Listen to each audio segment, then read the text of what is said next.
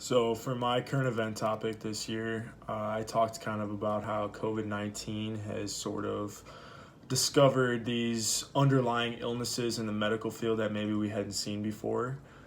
Specifically in the article that I researched, I kind of talked about how vaping has become increasingly popular amongst today's youth.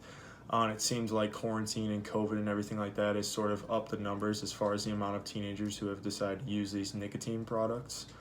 Anyways, I decided to look at this case study done at the University of California, Davis, and it highlighted the similarities between COVID-19 symptoms and those of e-cigarette, vaping, or product use associated lung injuries, or also known as EVALI, and that's the acronym for that.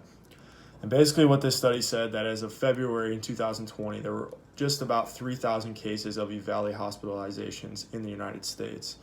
And now what this study conducted basically found was that there was a lot of commonalities between the symptoms between these COVID-19 cases and those that had EVALI.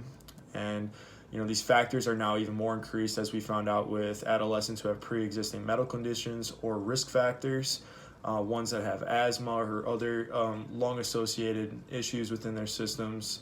And the symptoms seem to be relatively the same across the board between both of them. And common symptoms for both of them include fever, cough, nausea, abdominal discomfort, diarrhea, and they both conditions show bilateral ground glass opacity in the chest imaging as well. And these are just abnormal scans that they find during their CT scans of the lungs.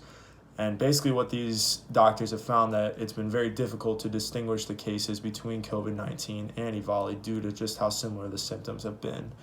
I found this was very interesting just because, I see it very often in today's society of just how, locked in these kids are on their vaping devices and stuff, and I've never really seen, the negative effects they may have on the health, on people's health and stuff, and it's interesting to see that, they're just about the same as these COVID-19 symptoms have been, which we've seen have been extremely detrimental to people's health across the board.